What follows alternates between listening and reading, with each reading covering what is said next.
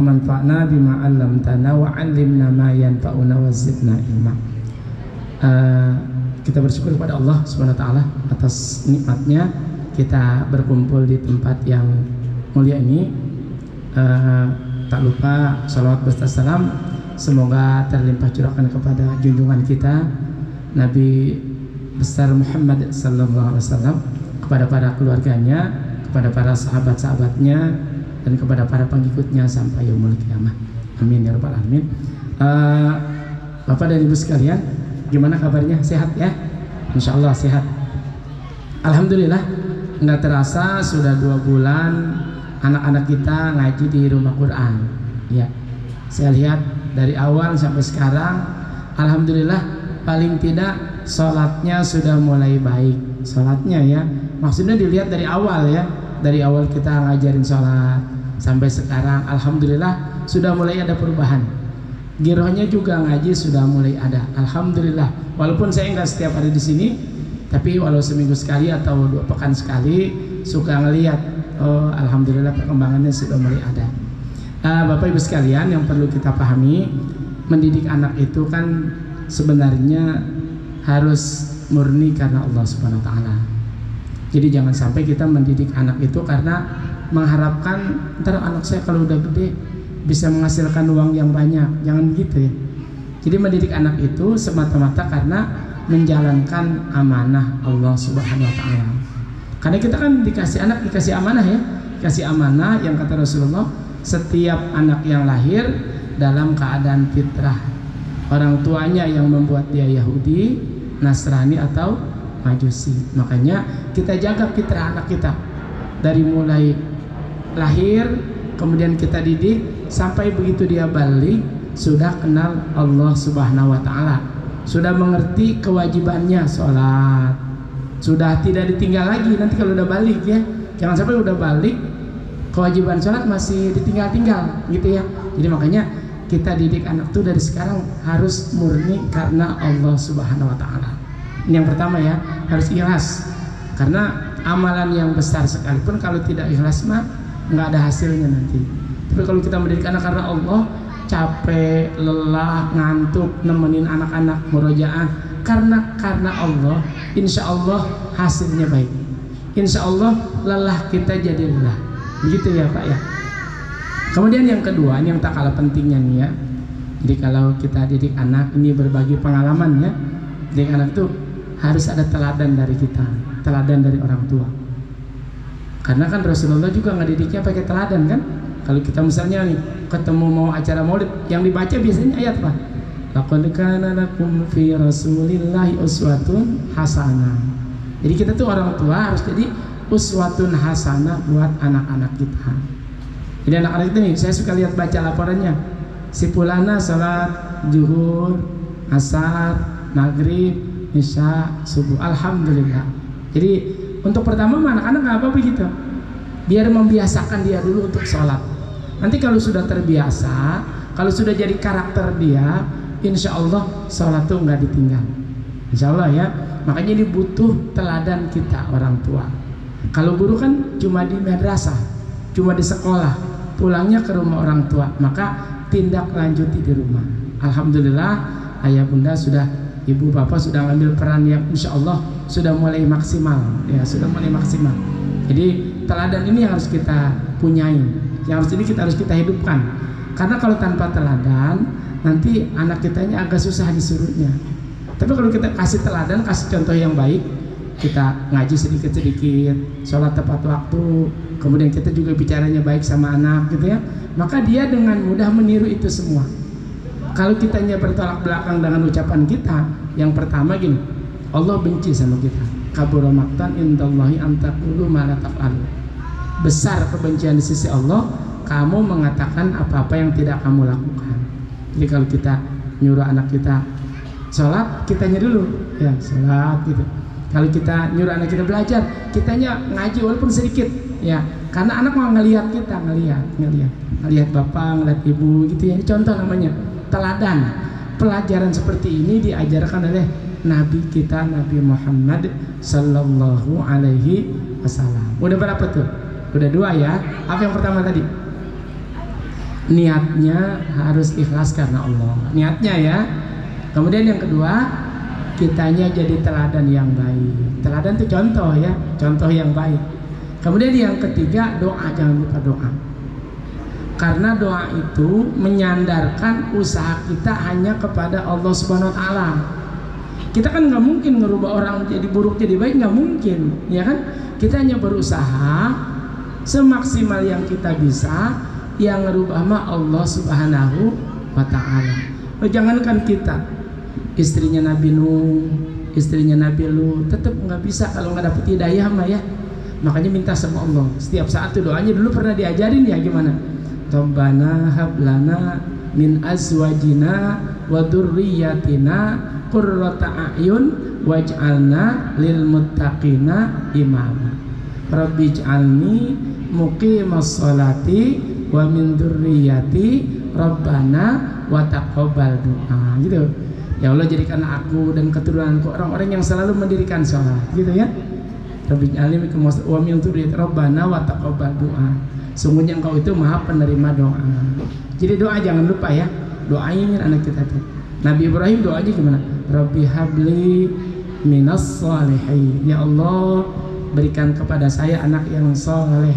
Enak kalau punya anak yang soleh mah ya ibu ya. Bapak ya enak ya, disuruhnya nggak bantah. Enak kalau punya anak soleh itu, masya Allah luar biasa. Di depan kita tidak mengeraskan suara, tidak meninggikan suara, gitu. Anak-anak sekarang kan kalau disuruh orang tua ninggin suara ya. Apalagi udah gede, ninggin suara gitu. Oh mak, ngapain tuh nyuruh-nyuruh mulu gitu ya. Sini mak, apa ibu apa gitu ya. Ada yang manggil emak ada ya. Di kampung saya ada maknya babe ada, emak bapak ada. Ya, semoga di situ juga sama lah, nggak jauh beda ya. Nah itu. Kemudian yang berikutnya kita sabar. Nih orang tua memang harus sabar, harus multi sabar. Sebagaimana perintah Allah, wa'mur ahlaka bis-shalah wastabir 'alaiha. Perintahkan anakmu sholat, sabar kamu dalam melakukan itu. La nas'aluka rizqa, kata Allah, kami tidak minta rizki kepadamu, justru kami yang memberikan rizki kepadamu. Wal aqibatu lit taqwa, kata Allah gitu. Akibat yang baik, kesudahan yang baik bagi orang yang takwa. Jadi kalau kita nyuruh anak ngaji nih, nggak mau nih, kan suka ada nggak maunya anak-anak itu ya, suka malas, suka putus. Kita sabar tuh, dirayu anak tuh. Jadi jangan, ya udah nggak ngaji mah nggak apa-apa, jangan begitu ya. Kita usaha dulu, maksimal dulu, diajak dulu. Sebab saya dengar di sini tuh salah satu keluhannya, Ustadz kehadiran anak-anak kurang Ustadz. Kehadirannya agak kurang ya. Kehadirannya suka banyak nggak masuknya. Saya dengar gitu. Jadi ibu nih, bapak yang jadi pendorong anak itu, kalau dia malas kita semangatin. Misalnya pas kita, ya tong lu kagak ngaji, udah gua kagak bisa ngaji gitu. Kalau bahasa orang Betawi mah ya, seneng ngaji, seneng. Ayo mau apa ntar habis ngaji, bapak beliin apa kayak gitu ya. Ntar kalau kamu ngaji, ibu masakin yang enak gitu. Jadi kita nyemangatin biar anak kita tuh semangat dalam menuntut ilmu. Ini ya, jadi emang harus begitu, harus sabar. Sabar ini perintah Allah Subhanahu wa ta'ala. Kan innallaha ma'as-sabirin. Allah itu bersama orang-orang yang sabar. Sabar kelakuan anak kita, kan namanya anak kecil ya, masih belum ngerti mana hak dan kewajiban. Kadang-kadang dia maunya begini, kitanya maunya begitu ya. Makanya kita sabar di situ. Tidak boleh marah-marah, nggak boleh ya. Jangan galak-galak kalau mendidik anak. Anak kalau kita galakin bisa aja nurut sama kita, cuma nurutnya nggak permanen, nurutnya selama ada kita doang. Ntar di belakang kita, nya sama bapakku mah galak, lah nggak betah di rumah nanti ya. Maka anak-anak kita tuh biar betah di rumah, kita lembutin ya, kita ajak dialog. Kalau udah gede mah kita ajak ngobrol gitu. Nah kita kan sayangnya anak-anak sekarang itu, ini saya sering ngadain sedikit penelitiannya. Kadang anak sibuk dengan dunianya, ibu sibuk dengan dunianya, bapak sibuk dengan dunianya. Padahal ngobrol itu, anak, bapak, ibu harusnya ngobrol itu ya, harusnya ngomong gitu. Kita rancang masa depan kita kayak gimana nih. nanti anak kita mau dibawa kemana nih, itu ngobrol tuh suami istri, bagusnya ngobrol, ya ngobrol. Jadi jangan anak sibuk dengan sendiri, bapak sibuk dengan sendiri, ayah atau ayah bapaknya sibuk dengan sendiri, sehingga momen kebersamaannya nggak ada. Sayang kan? Padahal kata Allah, orang yang beriman kemudian anak cucunya beriman, nanti kami kumpulkan di dalam surganya Allah Subhanahu wa taala. Masing-masing orang itu terikat dengan apa yang diamalkan. Gitu ya, Bapak Ibu ya. Nah, kemudian yang terakhir nih. Yang terakhir harus dengan lemah lembut. Ya, yang pertama apa tadi? Niatnya ikhlas karena Allah. Yang kedua, kita harus jadi teladan yang baik. Yang ketiga, doain. Ya, doa mah nggak boleh kurang, ya nggak boleh doa mah. Terus yang keempat, sabar. Sabar ini kita rumah tangga kalau nggak sabar bubar, ya kan ya. Jadi harus sabar. Sabarnya memang manusia mah terbatas, tapi kesabaran itu nggak ada batasnya. Walaupun kesabaran kita ini terbatas, biar kita sabar gimana? Yang pertama gini, doa sama Allah, Rabbana afriq alaina sabra wa tsabbit aqdamana wansurna 'alal qaumil kafirin. Biar kita sabar tuh. Kemudian kalau kita lihat kisah Nabi Sulaiman, kisah Nabi Musa dan Nabi Khidir, kan kata Nabi Khidir begitu ketemu Nabi Musa, kamu boleh ikut saya tapi jangan nanya. Yang saya lakukan kamu jangan nanya. Ya dah siap. Kamu nggak akan sabar sama saya. Bagaimana kamu sabar orang kamu belum tahu ilmunya, gitu kan ya? Makanya syarat sabar itu biar kita sabar tuh tahu ilmunya. Nabi Musa kan karena nggak tahu, kenapa kok naik perahu tiba-tiba dibolongin kan? Nah, Nabi Khidir kenapa melakukan itu? Karena kalau nggak dibolongin di depan ada raja yang akan ngambil perahu itu. Mendingan dibolongin, jadi nggak diambil. Gitu. Kemudian ada dua anak, tiba-tiba dibunuh anak kecil. Lah, kok anak kecil dibunuh? Kata Nabi Musa, dosa besar itu membunuh anak. Tapi kan kalau kata Nabi Khidir mah, anak ini kalau udah gede ini kalau dibiarin, ini akan menggiring bapak dan ibunya ke arah kekafiran. Maka aku bunuh dan berharap semoga Allah mengganti orang tua ini anak yang soleh. Gitu. Kemudian ngebangun bangunan kan, bangunan dibangun. Setelah di kampung itu nggak dijamu, begitu dia masuk kampung nggak dijamu, nggak dikasih air gitu, nggak dikasih makanan. Nah, ketika ada rumah roboh dibangun, kata Nabi Musa, aduh, kalau kita minta upah boleh dong, gitu ya. Kata Nabi, udah sampai di sini pertemuan kita. Nah, kenapa Nabi Khidir itu membangun rumah? Karena di dalam atau di bawah tembok rumah itu ada harta simpanan dua orang anak yatim, bapaknya orang soleh.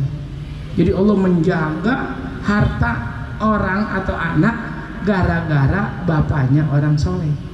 Ya makanya kalau ingin anak kita dijaga oleh Allah, kita jadi orang tua yang soleh dan soleha. Ya, biar anak kita itu dijaga oleh Allah. Walaupun kita udah nggak ada, tapi Allah yang jaga. Nah gitu ya. Yang terakhir apa tadi?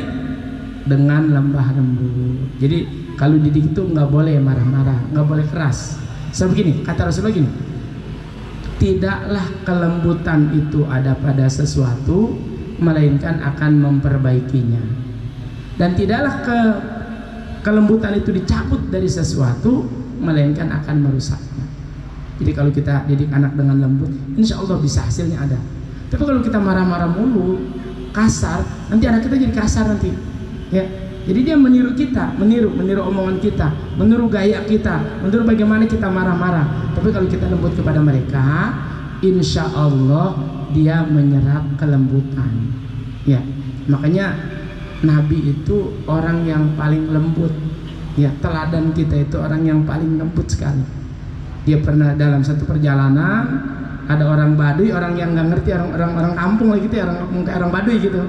Kemudian Nabi ditarik lehernya, selendangnya sampai lecet lehernya, tapi Nabi menghadapinya dengan tersenyum.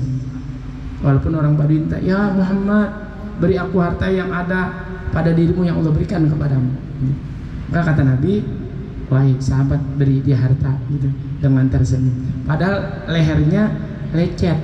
Kalau kita mau ditarik lehernya lecet, bener, ya ngamuk kita, ya. Ya itulah cara Rasulullah mendidik umatnya. Makanya Rasulullah itu Masya Allah luar biasa ya. Alhamdulillah kita punya nabi, punya panutan yang luar biasa hebatnya. Allahumma shalli ala sayyidina Muhammad wa ala ali sayyidina Muhammad. Dan semoga Allah memberikan kepada kita anak cucu yang soleh. Doa ya, Rabbana hablana min azwajina wa dzurriyyatina qurrata a'yun waj'alna lil muttaqina imama.